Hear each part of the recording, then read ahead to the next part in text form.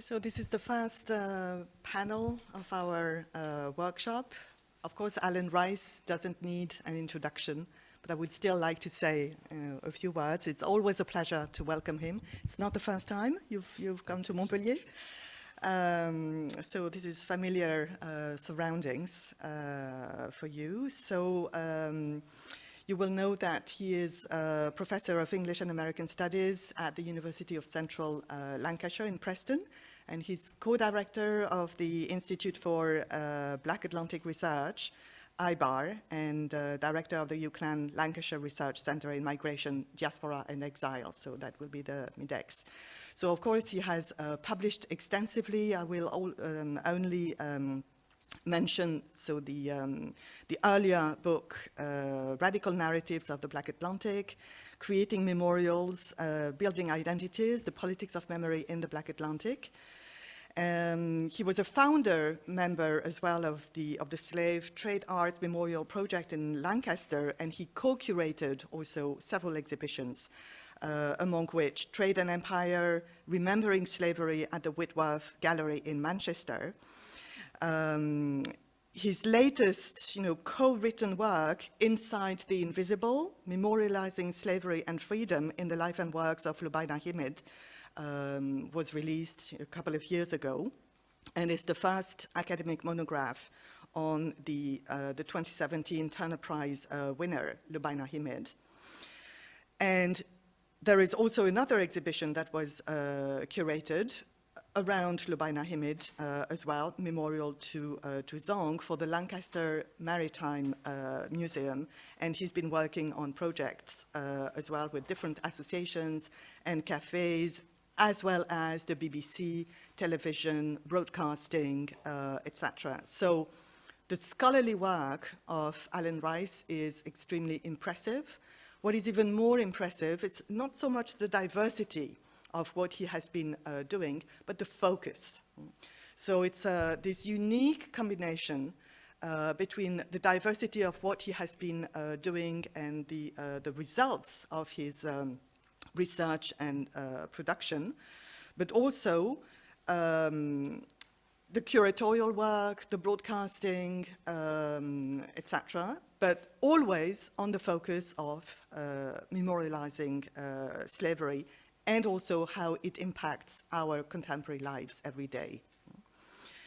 So I would also like to mention that at the Bibliothèque Universitaire Saint-Charles, so on the second floor, we have organized a kind of thematic table around the theme of Thanatic ethics.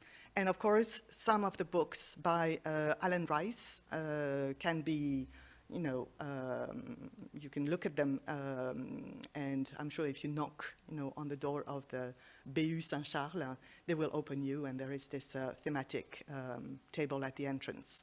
So please, take a moment and go and have a look. So it's my pleasure to introduce Alan Rice. Please welcome Alan. Thank you, Judith, for that generous introduction. Everyone, hear me okay? Thank you, Judith, for that generous introduction.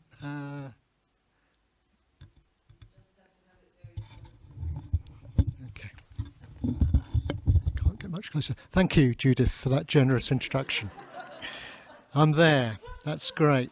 I always feel strange as an interlocutor for black artists, especially black women artists, and just as a means of telling you why in this case I am, Jade might well have been here with us, but she's shielding at the moment in Scarborough. I met her in Scarborough just a month ago, and we had to meet on the beach, walking her dog. She can't really meet with people inside, so she wanted to be here but wasn't able to be here. There is also a strange thing in that Jade Montserrat is my PhD student. I am her supervisor. Her second supervisor is Laban Heed. So it seemed very strange when I started writing about her, but it seemed very urgent that someone wrote about her. And there wasn't very much writing about her going on when I started. And in fact, I think you'll see in my presentation, hopefully, why it's so urgent that she is written about. I mean, that's changing now. And she has exhibitions at the moment. She had one in Denmark, one in London, and one in, and she has the Manchester exhibition, which I've written the catalogue essay for. I've also bought gifts, I think, for everyone. I think I have enough, and I'll give them out later. I didn't want to give out the gifts before I spoke because you'd have just been reading this beautiful book and not listening to me. But each of you will get a copy from Jade Montserrat Studios and Boss and Baum, which I think will show you the beauty and the breadth of her work. So Jade Montserrat was born in Scarborough, and is now about 41 years old, and her work as an artist encompasses performance, video art, and beautiful, exquisite watercolours. And you'll see a variety of the work here. It's a bit of a strange paper, this, because it was going to be kind of very straight, and then I got a phone call from the Manchester Art Gallery saying they had 12 new watercolours which they were putting up, and they wanted me to come along and help them hang them, and that was 10 days ago. So I hope you'll understand that I haven't had the time to necessarily, but I wanted to share them with you. So I will share them with you, but I haven't had the time to specifically kind of think about them, although I'll have a few remarks as we look at them. The other thing I'm going to do is do something strange as well, which is to show you there were 3 videos made in our collaboration with Webb Ellis in 2013-14, which are just exquisite and amazing. And I've written extensively on clay and peat, but because I talked about them at the last workshop, I wanted to show you the third work, which is far less viewed and far less known about, and in a sense more disturbing, but actually as well very relevant for us talking about Thanatic ethics, and that is the piece Cage, and it's a 4-minute video, and I'll share that with you to start with, and then I'll share a document Jade just sent me 2 days ago. So, you know, these things, this is what happens when you're dealing with contemporary artists. They bring a rabbit out of the hat, the beggars. And so I'll share with you that document because it's a conversation she had with the filmmakers 6 years afterwards to try and think about what she was doing in making them. So first I'll show the video.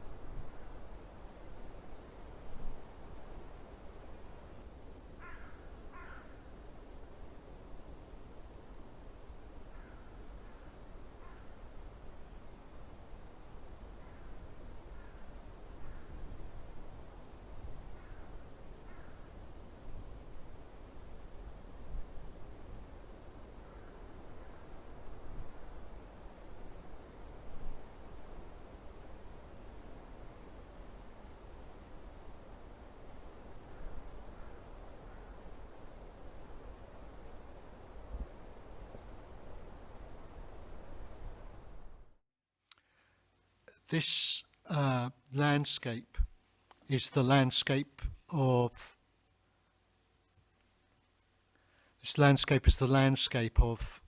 her growing up, Jade's growing up. Jade grew up in rural Yorkshire, and those pheasant cages festooned the landscape. She lived on a shooting estate, and she lived in a house with no electricity or television reception, so in this kind of strange nowhere land, if you like.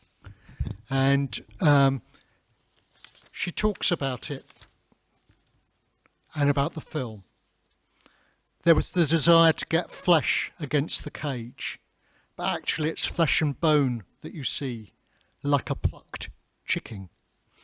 And in putting herself in the cage, she was thinking about Josephine Baker in Zuzu. She was thinking about Harriet Jacobs in The Attic, the narrative of Harriet Jacobs talks about her hiding in an attic space. She was talking about precarity, black precarity, and she was talking about herself in that landscape and how she felt in that landscape in terms of being one of the very few black people in rural Yorkshire. She talks about going to Scarborough and seeing only one other black person in that town.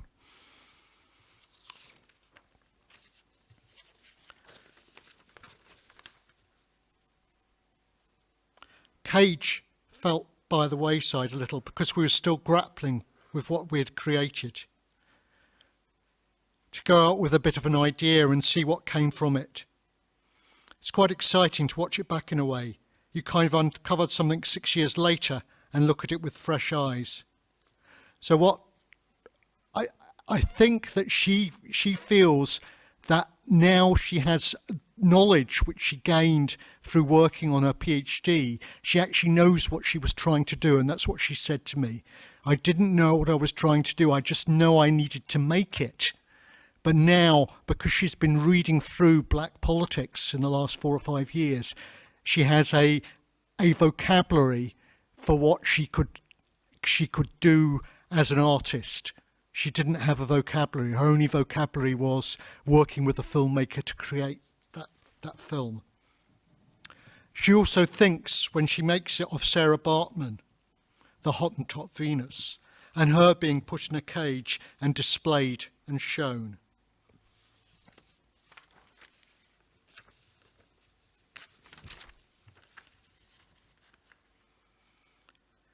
That idea that I was trying to explore in that entertainment, because there was an conflicting research between what I was embarking on with Josephine Baker in a way, and then trying to figure out how I fit into these histories and narrative, and my own narrative in relation to.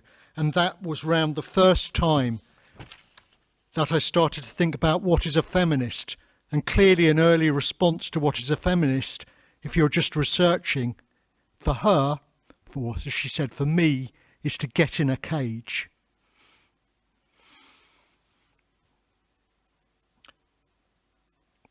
I'm going to say that, she says, there's the movie where Josephine Baker is in the cage. It may be, it is in fact Zuzu. It's like a rags to riches colonial fantasy. She's seen as exotic and then turns wild. So she's caged. So what does this mean? How is she making that journey through here? It's about putting herself in this landscape, and in clay is where she is naked and making a burial pit. And there's a sense in which there she's trying to get in touch with the past in very real ways. And here, differently so, but the same. She talks about the historical enclosure that forces us to be in these environments, and then the form of pheasant pen that we're in, and then the cage itself. And she says she's gaining control and ownership of that space in this film, the psychological and conceptual space. It felt like we would be able to be honest about the truth of it as an action, through an action. And I think there was quite a bit of trust there, she says. She's talking to the filmmakers. We're all artists working towards a common goal. The communication was happening in the moment of silence. And the filmmaker says, you know, I could see through the camera what Jade was experiencing, finding these points that work really well. I remember what set the performance she did for Cage was the sheer endurance aspect of staying still for that amount of time, holding that position and going back to it over and over again. It became an utter exhaustion, really. So, bearing that in mind as a kind of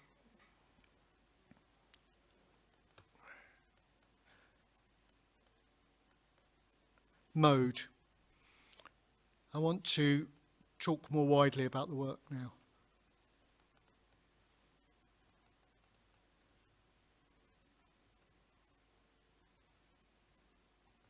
Sorry, it won't open my... Oh, it's going to open it now. Eventually. Eventuellement. Okay.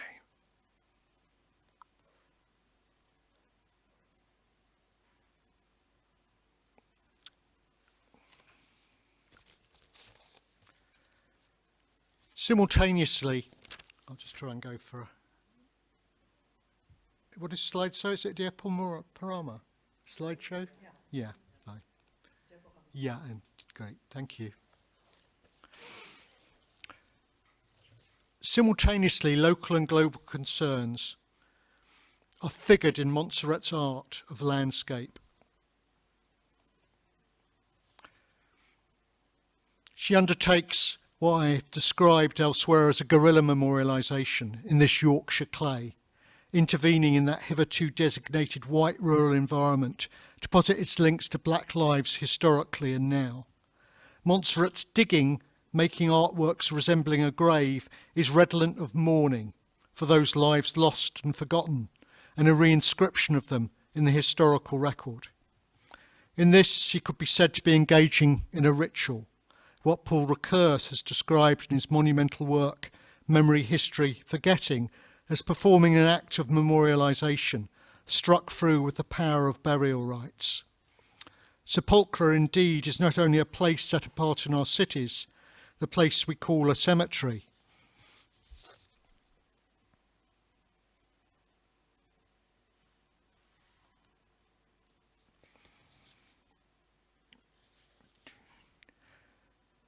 And in which we depose the remains of the living who return to dust. It's an act, the act of burying.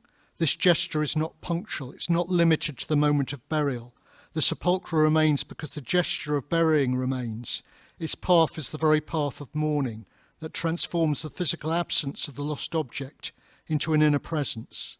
The sepulchre, as the material place, thus becomes the enduring mark of mourning, the memory aid of the art of the sepulchre. This transformation of the physical absence of the lost object into an inner presence is crucial to an understanding of Montserrat's artwork as an act of recovery of black lives, marginalised and forgotten in the landscape. Likewise, the act of digging into the earth to construct a grave-like pit is a ritualised guerrilla memorialisation that works against melancholic forgetfulness. She makes a mark of mourning for those for whom there had been no previous recognition. And she's not the first. Black women artists have been doing this for the generation before her, at least. So Ingrid Pollard takes to the white rural experience of the Lake District and makes work about black people in there, belonging there. And what this paper will show you is black people have belonged there for generations, even though their presence has been invisibilised. And of course, Laban Heed has also talked about these presences and the global nature of these presences. So her Naming the Money series has 100 black figures taken from the paintings of black slave servants, and she gives them lives beyond their designated role as checkers on a checkerboard, as slave servants. She gives them a life where their memories talk about what happened to them beforehand. And they have here on their backs, short poems about their lives beforehand, but written on a counting paper to show the way in which they have been used as objects, as commodities.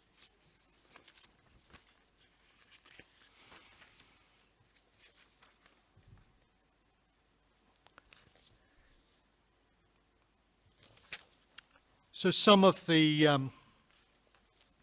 lives beforehand are dynamic and exciting, and we know about them, but we only know about them because they escaped.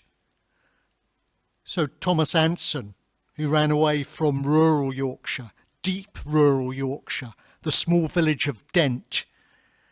We found out about him in 2018 when the Glasgow Project gathered together the 843 runaway slave adverts in Britain and Ireland. Thomas Anson, a Negro man, he's walking those places in Yorkshire. He is belonging there, escaped as a free man. And the amazing fact about Thomas Anson is we next see him 12 to 15 years later, gathering his pension in London as a free black man. His pension comes from his regiment, where he's been the regimental trumpeter. Lots of the stories are not as happily ending as this one. But what it shows you is those black free men walking those places. And the encouragement in Britain for black people is to see their origins in terms of Windrush, in terms of 1948. Jade Montserrat's absolutely clear about the fact that black people's belonging goes right back to the 15th, 16th, 17th, 18th, 19th centuries. So we have run away from the house of the Reverend Mr. Clarkson, rector of Heysham near Lancaster. This is very close to me. I only discovered this man in 2018. A Negro boy of the Igbo country, slender made, etc., has country marks on his temple. That is scarification marks from his Igbo background. A small lump on his forehead. So this is a clergyman owning an enslaved African who he hasn't even bothered to baptize. So he's not got a name, he's Igbo boy. However, he's been in his care or in the care of other Lancastrians for long enough that he speaks broad Lancashire dialect. This is an incredible discovery and one which I've been writing about in different forums, but has been especially important in my local town of Lancaster as a means of talking about actual human beings rather than the only thing we often have is baptismal records, and they don't talk about broad Lancashire dialects or scarification marks. And it's just this idea of someone that African speaking broad Lancashire. And it means the Somali refugees who I talked to in Lancaster and who are part of Lancaster Black History Group have a whole history to think and talk about of African presence, which is not just a presence of slave servant, which is a presence of escaping black people taking their lives into their own hands. And here is Jade Montserrat talking of such people in her film Pete, beautifully talking about them because they are running through the landscape of Yorkshire, the peat landscape of Yorkshire, and they're running away. And this is also about that fugitivity, that kind of ability to run, and that gives her a kind of hope about her own existence, which shows beautifully in you'll have to be on your toes to survive these parts. And in this incredible tiny watercolour. It's I have it on my wall. That's just a bit of boasting. And it's about 9 inches by 4 inches. Sorry, about 20 centimetres by 10 centimetres. Yeah. Sorry about the imperial managements. I'm a victim of my own imperial past. You'll have to be on your toes to survive these parts. So this is Jade's self-portrait of her feet in a kind of typical British landscape. And it's very funny for me as a converted Lancastrian that she has the red roses of Lancaster there prominent. And but they're prominent really, and there's a white rose as well on the left, a couple of white roses too. It's really about that northern landscape. So Lancashire and Yorkshire take up about 80% of that landscape. And you'll see embedded in her feet, you'll see ancient Buddhist statuary. I talk about that statuary as talking to this kind of deep past, and also to her present, where she's spending a lot of her time meditating and working through ideas. But I keep with the slogan mainly, you'll have to be on your toes to survive these parts, which is really about her specific mode of survival as a black person in Britain, and the way that is linked to the survival of ancestors. She was brought up entirely in a white family. Her father, she never knew her father. She renamed herself Jade Montserrat when she left home, because that's the only details she then had of her father, that he came from Montserrat. So, this is partly she had to invent a past, but in this watercolour, what she's talking about is the fact that that invented past is also a past which is replete with the history of blacks in Britain.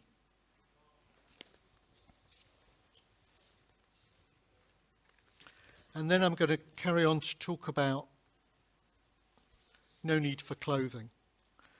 She brings this praxis live into the gallery space in a series of performance interventions that use her black body and its drawing talents to create works that graffiti the very walls. No Need for Clothing is a performance drawing installation that involves naked reading from a book of quotations and found words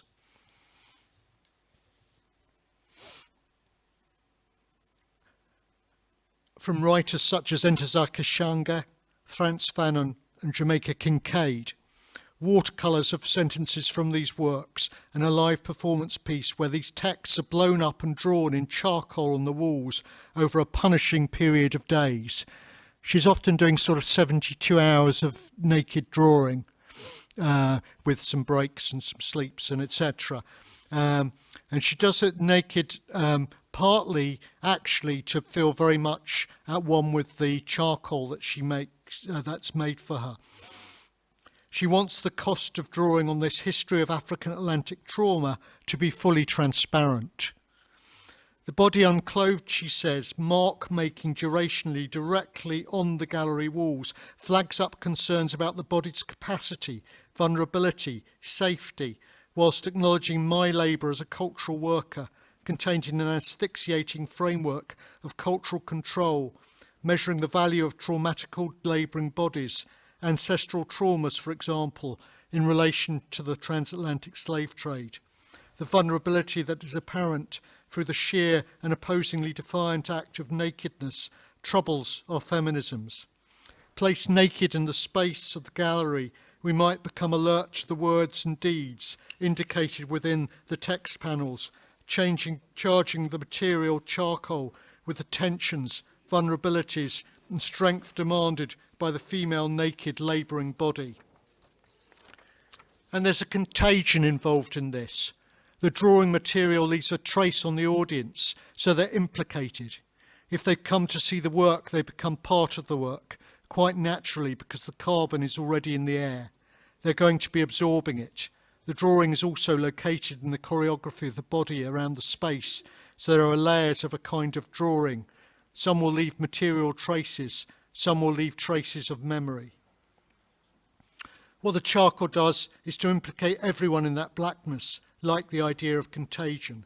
The charcoal performs a function as a trace that cannot be elided, like the black history it symbolises. One of the graffiti she had graffitied on the wall of galleries and made into a watercolour she called Hair is exemplary. It states, "Her hair, like histories, flattened, ironed and erased." In his discussion of the archive and testimony, Giorgio Agamben posits how what we have left stands in for what is lost, and charcoal and its contagion is Montserrat's remnant. Agamben describes how in the end the remnant appears as a redemptive machine, allowing for the salvation of the very whole whose division and loss it had signified. Montserrat's praxis here, like that in the artwork, like that in the films, Clay and Cage, etc., labours and works through a messy physicality that is as much part of the artwork as a finished piece. Her redemptive machine seeks to restore a lost black history, deals with the horrors of present racial realities, and posits its new black futures through collaborative political actions symbolised by her contagious praxis. So, in the Manchester show, she intersects her work with works from the collection, and this is a work by the South African artist Bernie Serler, which I only again saw for the first time 10 days ago when I was in the gallery, but I wanted to share it with you. This work is about miners, and as you can see in his hand, the man is holding gold coins. And the reason why the curator and Jade Montserrat decided to juxtapose her work with this one in particular was because of charcoal, because of contagion, because of coal dust, as a means of thinking about the ways in which labour share and the cost of labour is shared amongst black communities across the world. Okay, so this show, Future Collect, is a show that is dealing with the already extant works in the collection. And I wanted to start talking about it by sharing with you a quote by Stuart Hall. "Globalization must never be read as a simple process of cultural homogenization. It's always an articulation of the local, of the specific, and of the global. Therefore, there will always be specificities of voices, of positioning, of identity, of cultural traditions, of histories, and these are the conditions of enunciation which allow us to speak. We speak with distinctive voices, but we speak with the logic of a cultural global, which opens a conversation between us, which would not have been possible otherwise." Stuart Hall's description of the contingency of globalization on the local and the specific is key to understanding the way African diasporan artists such as Jade Montserrat make art in relation to their very local Britishness. This is too often lost in discussions of metropolitan artists with their transnational valencies. So my plea to people when they start talking about the transnational is not to forget the local. Never forget the local. And I think far too often they do. So that Isaac Julian, who's an artist I absolutely admire and think is brilliant in his work about the Chinese cockle pickers, forgets the local a little bit.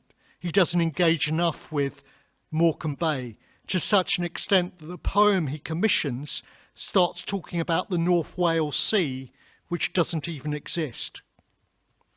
So there's a sense in which that brilliant artist failed to see the local in his work.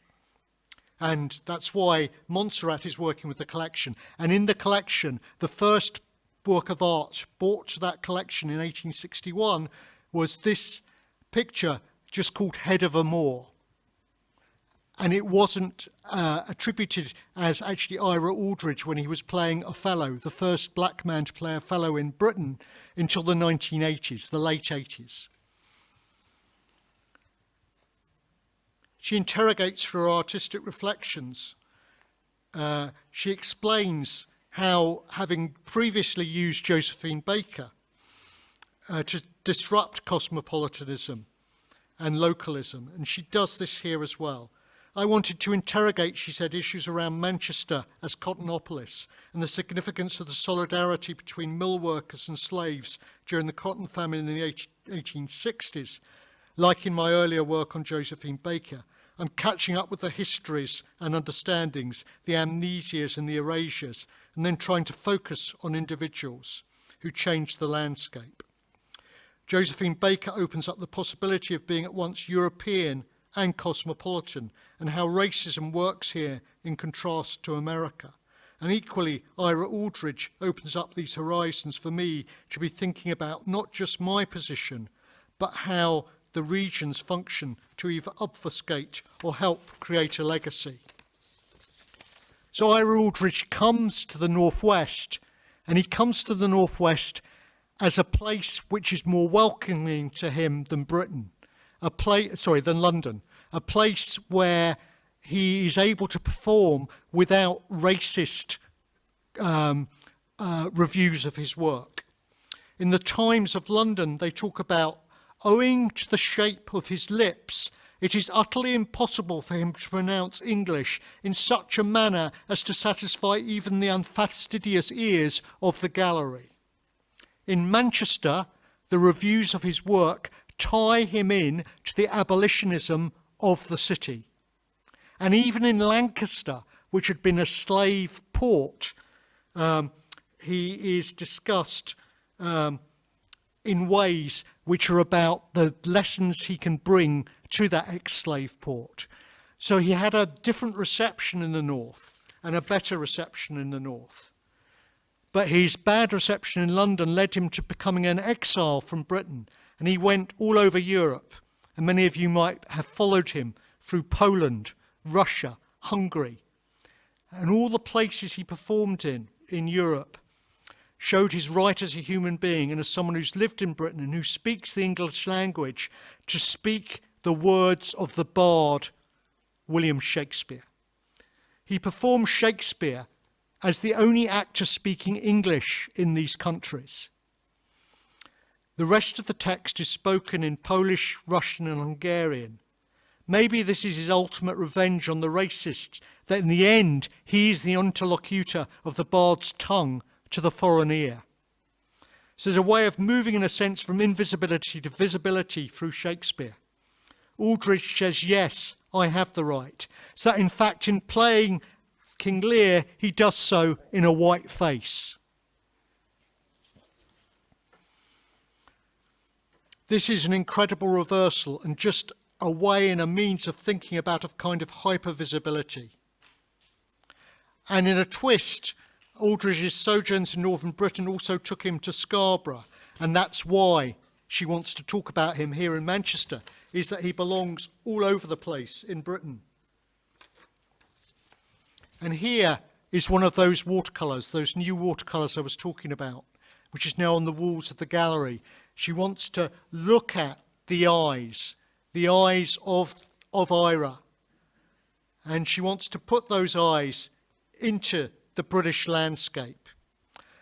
And she wants to compare those eyes to a group of modern Britons.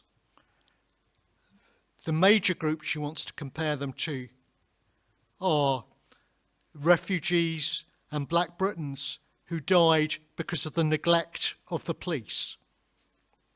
And here she talks about the police aren't going to do it. The police aren't going to do it for us. So that when the Somali refugee Shukri Abdi died drowned in the River Irwell in Bury, the police did not investigate it as anything more than an accident, even though there had been a months-long campaign of bullying against the schoolgirl. And she does this at a time of the pandemic, during which I stay home almost all the time, where she thinks that we must all weigh our words before giving them breath. And she links it to British imperialism. No question that this was the correct way, said Bobby Sands and the other May's hunger strikers. So there's a politics to this that transcends race. It transcends it as well in talking about working class, the exploitation of working class people in the cotton mills of Lancashire as well. So there's an intersectionality about this. But it is not just about despair. There is hope. The hope is in forms of caring. And one of those forms of caring is that even millionaire footballers can shame our government by telling them to feed our children, to pass the caring on.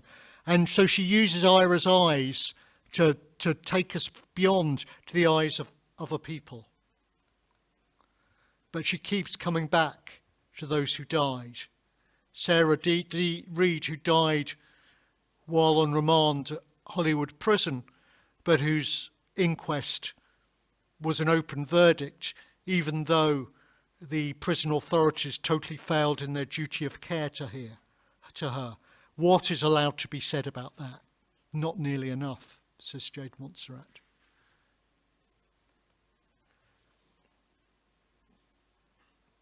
I lay in bed prone and bound with compassionate assistance, interdependence agency, sorry. Yes, talking to the kind of realities for many in carceral spaces and places as refugees and as black people in a racist state in Britain and America. But again, collective, communal, cultural object through ritual, how we move beyond these spaces. And she often uses these kinds of words, word patterns, as means of propaganda, so that she was commissioned by Transport for London and had these kinds of messages on tube maps. Over 1 million were produced, and on posters all over the tube as part of that commission. And that commission was about bringing these kinds of ideas to the people of London. So finally, I just wanted to end by leaving the last words really to Jade. And I want to talk about Glissant's theorizing of the legacies of enslavement. So I've just got about 3 paragraphs to go. Glissant's theorizing of the legacies of enslavement illustrate why naked bodies are so important to Montserrat's renderings in her films, performances and watercolours. They describe the special status of enslavement that conjures severe displacement, mental and physical, and an attendant nakedness that is visceral. The enslaved African is the stripped migrant. He could not bring his tools, the images of his gods, his daily implements, nor could he send news to his neighbours, or hope to bring his family over, or reconstitute his former family in the place of deportation. Naturally, the ancestral spirit had not left him. He had not lost the meaning of a former experience, but he will have to fight for centuries in order to recognise its legitimacy. Montserrat shows how a figure is naked of everything but his ancestral spirit, through the wonderful markings of his past. This dynamic rendering of fugitive culture aligns with historical and contemporary forgings of identities on the move.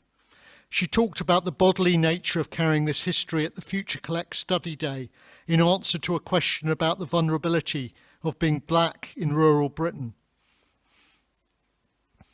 An idea of fugitivity and belonging is very real for a lot of people here. And I would say the unsafe feeling that you're talking about in reference to my upbringing is one that's shared.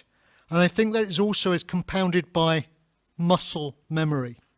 I believe that there is a sort of muscle memory, that not just the muscle memory that we accumulate over our lifetimes, whereby this feeling, this unsafe feeling in an environment whereby you are alien and you're quite clearly, whether or not you're ingratiating yourself and integrating and embedding yourself, you're still always an outsider. There's that memory. But I do believe that our imperial colonial histories relating to the transatlantic slave trade, I think as those histories surface in each of our lives, and I would also suggest that unless you live in a family or you go to a particular school that puts that on the curriculum or that speaks through these histories in your family, that these are huge, shocking understandings to have. And I believe that they surface a muscle memory that creates these traumatic memories. And thinking of muscle memory, just think about the way she performs Cage.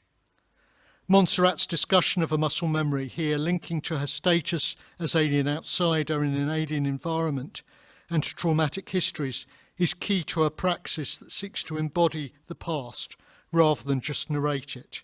It seeks to bring forth narratives and images from lives hitherto forgotten and abandoned in the archives. From the registers of the Priory Church, Lancaster, one of the few black women recorded in Lancashire. Molly, an adult Negro, November the 6th, 1764.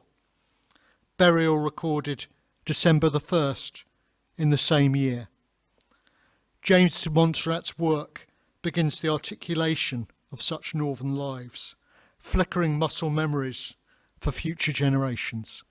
Thank you.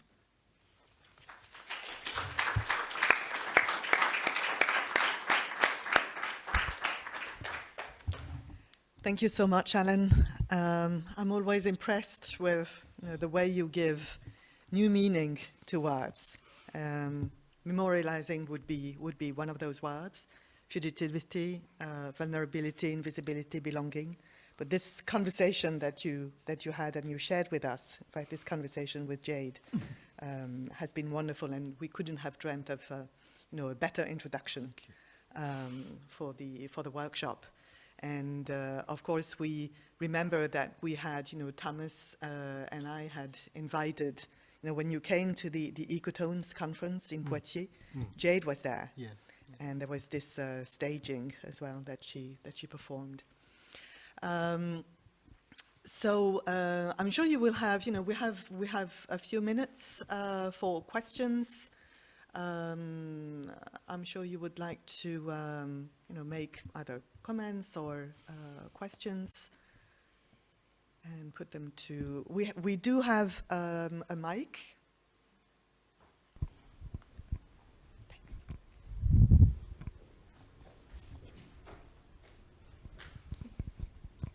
Anna.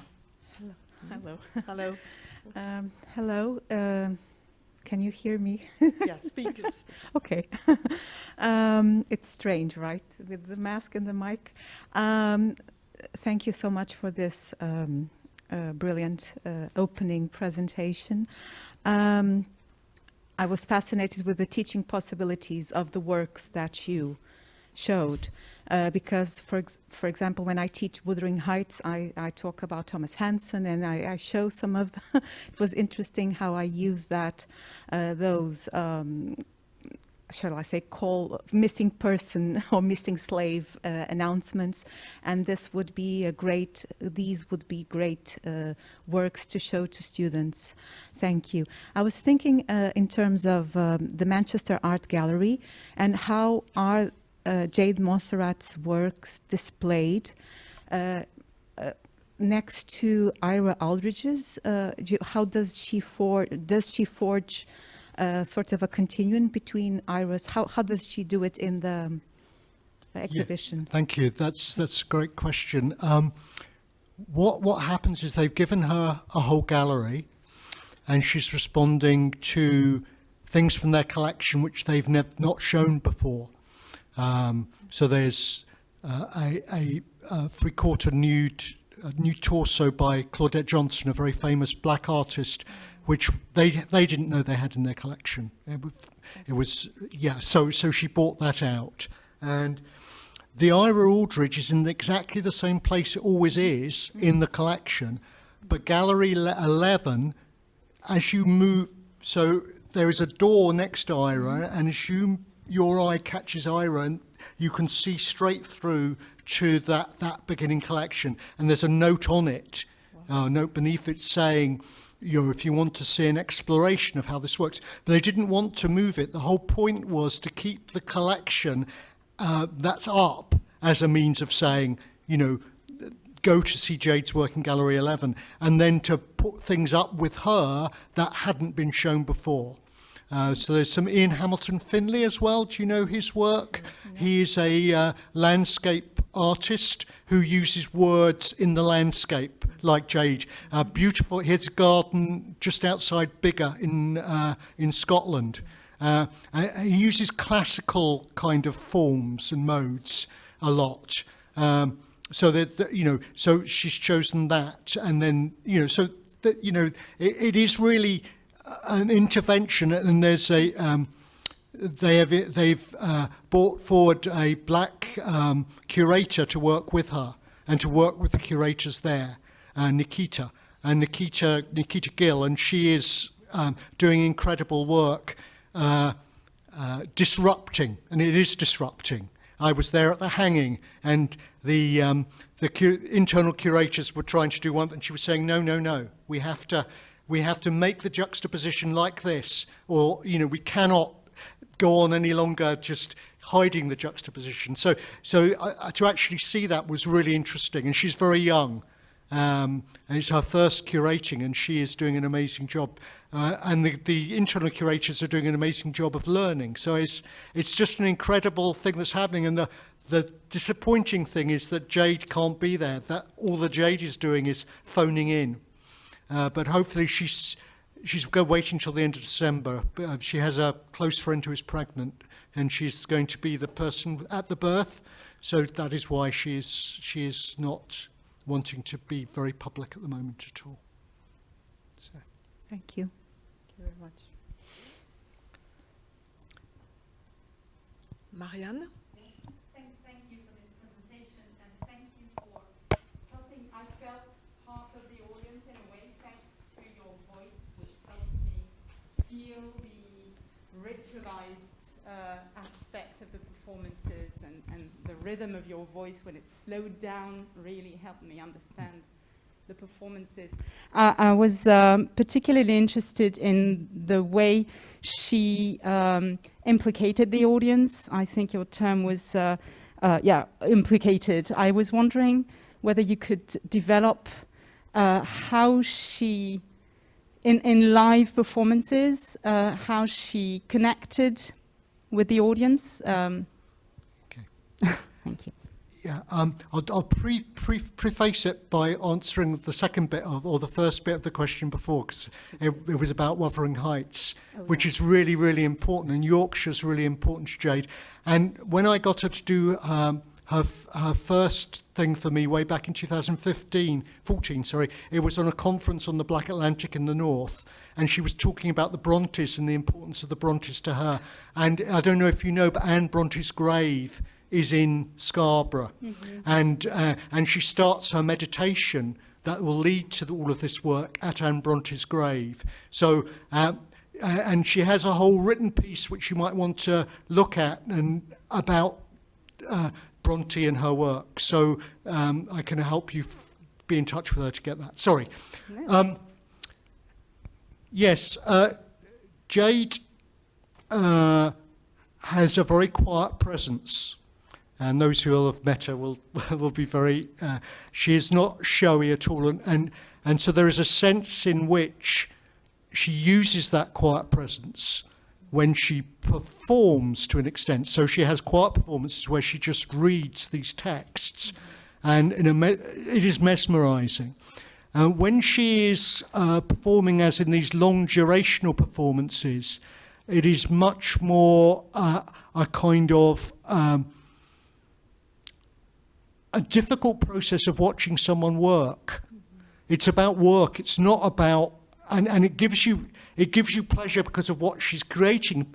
But she's like the physicality of Baker.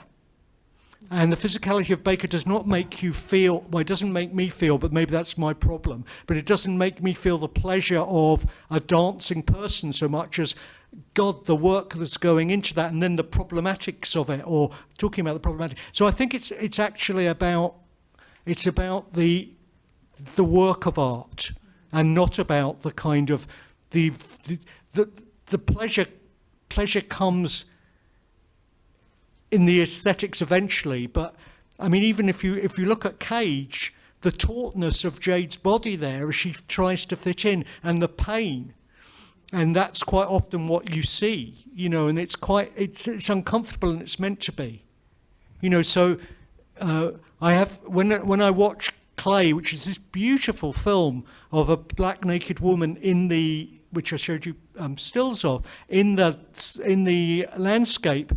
It's almost a guilty pleasure. I'm not talking about voyeurism here. I'm talking about the guilty pleasure of, that must be so cold and that must be so difficult. You know, I mean, she covered herself in grease first, like a channel swimmer does. You know, so but the beauty of what she makes in order to make her polemical points, I think is, and Cage is incredibly moving as a piece of work, I think, because of its beauty and its horror, and to juxtapose beauty and horror and get away with it. And the filmmakers, I think, have done an incredible job. I'm not a filmmaker. There's filmmakers in the audience. They might not think so, but I think the quiet beauty of that film is just incredible. Yeah, thank you. That's very enlightening.